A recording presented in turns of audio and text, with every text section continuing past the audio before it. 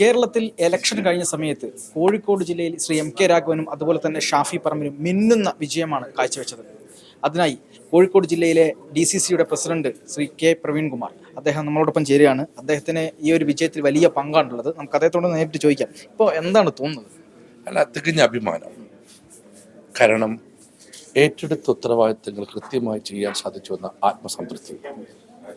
കോഴിക്കോട് ജനങ്ങളിൽ കോൺഗ്രസിനും UDFനും വിശ്വാസമുണ്ടായിരുന്നു.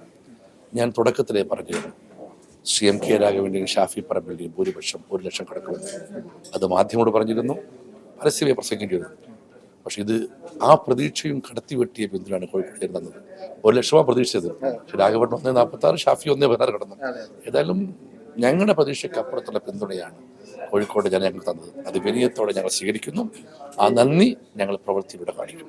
ഇപ്പോൾ കഴിഞ്ഞ വർഷമാണെങ്കിൽ കഴിഞ്ഞ തവണയാണെങ്കിൽ ഇപ്പം രാഹുൽ ഗാന്ധി പ്രധാനമന്ത്രിയാവുന്നുള്ള ഒരു വലിയ പ്രതീക്ഷയുടെ പുറത്താണ് കോൺഗ്രസിന് വലിയ മുന്നേറ്റം ഉണ്ടായതെന്നാണ് CPM പറഞ്ഞുകൊണ്ടിരുന്നത്. പക്ഷേ ഈ തവണ അങ്ങനത്തെ ഒരു പ്രതീക്ഷയൊന്നും ഇല്ലായിരുന്നു. പക്ഷേ എങ്കിൽ പോലും അത്തരത്തിലൊരു പ്രതീക്ഷ ഇല്ലെങ്കിൽ പോലും വലിയ വിജയമാണ് നേടിയിട്ടുള്ളത്. പക്ഷേ അത് CPMന്റെ ഒരു ഭരണവിരുദ്ധ വികാരത്തോട് അല്ലെങ്കിൽ ഭരണവിരുദ്ധ വികാരം തന്നെയല്ലേ അതിന് കാരണം? കേരളത്തിൽ രാഹുൽ ഗാന്ധിക്കും കോൺഗ്രസിനും ഒരു സാധ്യതയും ഇന്ത്യൻ രാഷ്ട്രീയത്തിൽ ഇല്ല എന്ന് ഏറ്റവും പ്രചരിപ്പിച്ചത് BJPയേക്കാൾ CPM ആണ്. മാത്രമല്ല, കേരളീയ സമൂഹത്തിൽ ആരുടെ മനസ്സിലും ഇങ്ങനെയൊരു വിജയം ഇന്ത്യ മുന്നണിക്ക് ഉണ്ടാവുമെന്ന് ആരും പ്രതീക്ഷിച്ചിട്ട് പോലുമില്ല. ആ ഒരു സാഹചര്യത്തിലാണല്ലോ ഈ മത്സരം. പിന്നെ CPMന്റെ ഭരണം മാത്രമല്ല, CPM എന്ന പാർട്ടി നേതാക്കൾ അവർ നയിക്കുന്ന പാർട്ടിയോട് ജനങ്ങൾക്കുള്ള പുച്ഛമുണ്ട് ഇതിൻ്റെ അകത്ത്. കാരണം വലിയ പുരോഗമനവും വിപ്ലവവും അഴിമതിയും പ്രസംഗിക്കുക, അഴിമതിയുടെയും സ്വജനപക്ഷപാതത്തിൻ്റെയും വാക്താക്കളാവുക. നിങ്ങളറിയോ, ഓരോ പാർട്ടി നേതാക്കൾ നടത്തുന്ന അഴിമതിയുടെ ആഴറിയോ? അതൊക്കെ ജനങ്ങൾ മനസ്സിലാക്കി കഴിഞ്ഞു. കോൺഗ്രസ്സുകാരെ, ലീഗുകാരെ കൊടുക്കുന്ന അഴിമതിക്കാരെന്ന് പറയുന്നല്ലോ. ഞാൻ പറഞ്ഞു, ഇപ്പോഴും ഞാൻ CPM കൂടെ പറയുന്നു, കഴിഞ്ഞ 25 വർഷക്കാലത്തെ സ്വത്ത് കോൺഗ്രസ് നേതാക്കൾ വെളിപ്പെടുത്താം. ഈ ജില്ലയിൽ 10 വർഷത്തെ CPM നേതാക്കൾ വെളിപ്പെടുത്തട്ടെ. അവർ അഴിമതിയുടെ ആളുകളായി മാറിയിരിക്കുന്നു. മാത്രവുമല്ല, ഭരണം ജനങ്ങൾക്ക് ജീവിക്കാൻ ഗതിയില്ല, വിലക്കയറ്റം, കാർഷികൾക്ക് വില, ശമ്പളം മുടങ്ങിയില്ലേ, സാമൂഹ്യക്ഷേമ പെൻഷൻ കിട്ടാതെ ആത്മഹത്യ ചെയ്ത ജോസഫായിട്ട് ജില്ലയാണ് കോഴിക്കോട്. ആ വികാരം അതിനോട് സംശയമില്ല. ഭരണവിരുദ്ധ വികാരവും UDFന്റെ സംഘടന അടിത്തറയും, രണ്ടാണ് വിജയ കാരണം. ഈ UDFന്റെ സംഘടന അടിത്തറ ഇതുവരെ ഇല്ലാത്ത രീതിയിൽ ഇപ്പം KSU അടക്കമുള്ള സംഘടനകളിലേക്ക് വരെ വരുമ്പോൾ വളരെ ശക്തമായ രീതിയിൽ ഈ കോഴിക്കോട് ജില്ലയ്ക്കകത്ത് പ്രവർത്തിക്കുന്നതായിട്ട് എല്ലാവർക്കും തോന്നുന്നുണ്ട്. അപ്പോൾ അത് നല്ല രീതിയിൽ ആ സംഘടനാ സംവിധാനം മെച്ചപ്പെട്ടു എന്ന് തന്നെയാണ്. ഒരു സംശയവുമില്ല, മെച്ചപ്പെട്ടു എന്ന് മാത്രമല്ല, ഇനി മെച്ചപ്പെട്ടുകൊണ്ടേയിരിക്കുകയും ചെയ്യും.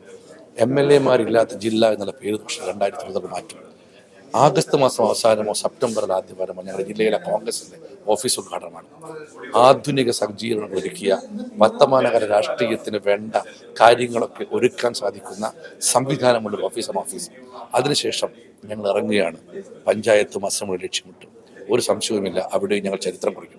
ഒരു കാര്യം കൂടെ, ഈ കാഫിർ പ്രയോഗം ഈ വലിയ തരത്തിലുള്ള വർഗീയത പ്രചരിപ്പിക്കുന്ന രീതിയിലേക്കായിരുന്നു കാഫിർ പ്രയോഗം ഉണ്ടായിരുന്നത്. അത് ജനങ്ങളെ രണ്ടായി വിഭജിക്കുന്ന രീതിയിലേക്കായിരുന്നു. ആദ്യം അത് വന്നത് ലീഗിന്റെയും UDFന്റെയും പേരിലാണ് ഇറക്കിയത്. പക്ഷെ അത് പിന്നീട് പൊളിയുന്നൊരു സാഹചര്യം നമ്മൾ കണ്ടു. പക്ഷേ അതിൽ കൃത്യമായി ആരാണ് അതിന്റെ പിന്നിൽ പ്രവർത്തിച്ചതെന്ന് ഹൈക്കോടതി പോലും ഇപ്പം അത് ചോദിച്ചുകൊണ്ടിരിക്കുന്നു. ആ ഒരു രീതിയിൽ കൃത്യമായ ഒരു ഉത്തരം പോലീസിന്റെ ഭാഗത്ത് കിട്ടുന്നില്ല. അതിലെന്താണ് കോൺഗ്രസിന്റെ, അത് കൃത്യമായി പുറത്തു കൊണ്ടുവരേണ്ടതുണ്ട്. എന്താണ് കോൺഗ്രസിന്റെ ഒരു ഭാവിയിലെ നിലപാട്? എന്താണ് ഞങ്ങൾ അതിനൊരു നടപടി കാത്തിരിക്കുന്നത്? ഉന്നതമായ നീതിപീഠം കേരള ഹൈക്കോടതി പോലീസിനോട് സ്വീകരിച്ചിട്ടുണ്ട്. ആ സമയം കഴിഞ്ഞാൽ ഈ കുറ്റവാളിയെ കണ്ടുപിടിക്കാനുള്ള പോരാട്ടവുമായി ഈ ഹൈക്കോടതിയുടെ റിപ്പോർട്ടിന്മേൽ വരുന്ന മറുപടിയിൽ തന്നെ കണ്ടുപിടിക്കുമെന്ന് പ്രതീക്ഷിക്കുന്നത്. അഥവാ ഇല്ലെങ്കിൽ കണ്ടുപിടിക്കാനുള്ള പോരാട്ടവുമായി കോൺഗ്രസ് UDF രംഗത്തുണ്ടാവും. ഞങ്ങൾക്കൊരു കാര്യം ഉറപ്പുണ്ട്, ഈ വ്യാജ ID-യിലൂടെ വന്ന പോസ്റ്റ് ആരാണോ പ്രചരിപ്പിച്ചത് അവർ തന്നെയാണ് ഇതിൻ്റെയും പുറകിലുള്ളത് എന്ന് ഉറച്ചു വെച്ച് ഞങ്ങൾക്കുണ്ട്. ആ ധാരണ പോലീസിനുമുണ്ട് എന്ന് തന്നെയാണ് കരുതുന്നത്. കാരണം അവരുടെ കൈകൾ ബന്ധിക്കപ്പെട്ടിരിക്കുന്നു.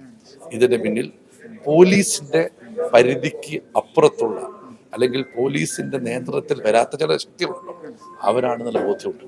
ഏതായാലും അത് കൊണ്ടുവരും. ഒന്നിനു വേണ്ടിയല്ല, ഇനി ഇത് ആവർത്തിക്കപ്പെട്ടത്. ആ ചെയ്തവൻ ചെയ്ത കുറ്റത്തിന്റെ ആഴം മനസ്സിലാക്കി അല്പമെങ്കിലും അവന്റെ മനസ്സിൽ കുറ്റബോധം ഉണ്ടാകണം. ഇനി ആവർത്തിക്കാതിരിക്കാനുള്ള ഒരു മാനസികാവസ്ഥ എത്തണം. അതിനുവേണ്ടി മാത്രം. ഈ രാഘവേട്ടന്റെയും ഷാഫിയുടെയും വലിയ വിജയത്തിന്റെ ആ ഒരു പുറകിൽ DCC പ്രസിഡന്റ് എന്നുള്ള നിലയിൽ അങ്ങേക്കും ഒരു വലിയ പങ്കാണുള്ളത്. അപ്പോൾ അതിൽ എന്താണ് ആ ഒരു പങ്കിൽ വലിയൊരു സന്തോഷമാണോ? അത് സംശയം. ജില്ലയിലെ കോൺഗ്രസ് ഒറ്റക്കെട്ടാണ്, അടിതൊട്ടുമുടി വരെ ശക്തമാണ്. പാർട്ടി ജഗത്ത് ഈ നടപടികളും തിരുത്തൽ നടപടികളും കൂട്ടിച്ചേർക്കലും ചേർത്ത് പിടിക്കലും ഒക്കെയുണ്ട്. എല്ലാവരെയും ചേർത്ത് പിടിക്കുന്ന നയമാണ് രീതിയാണ് കോഴിക്കോട്ടെ കോൺഗ്രസ് ഉള്ളത്. അത് തുടരുക തന്നെ ചെയ്യും എന്ന് കരുതി പാർട്ടിക്കപ്പുറത്ത് പാർട്ടിക്കെതിരെ പ്രവർത്തിച്ചാൽ കർശന നടപടി ഉണ്ടാവും. ചേർത്ത് പിടിക്കുന്നതോടൊപ്പം തന്നെ പാർട്ടിക്കെതിരെ പ്രവർത്തിക്കുന്ന നടപടിയുമായിട്ടാണ് കാര്യങ്ങൾ മുന്നോട്ട് പോയത്. ആ രീതി ശരിയായിരുന്നു എന്ന് തെളിയിക്കപ്പെട്ടതിൽ സന്തോഷമുണ്ട്. അപ്പോൾ വളരെ കൃത്യമായി നിലപാട് വ്യക്തമാക്കുകയാണ് ശ്രീ പ്രവീൺ കുമാർ.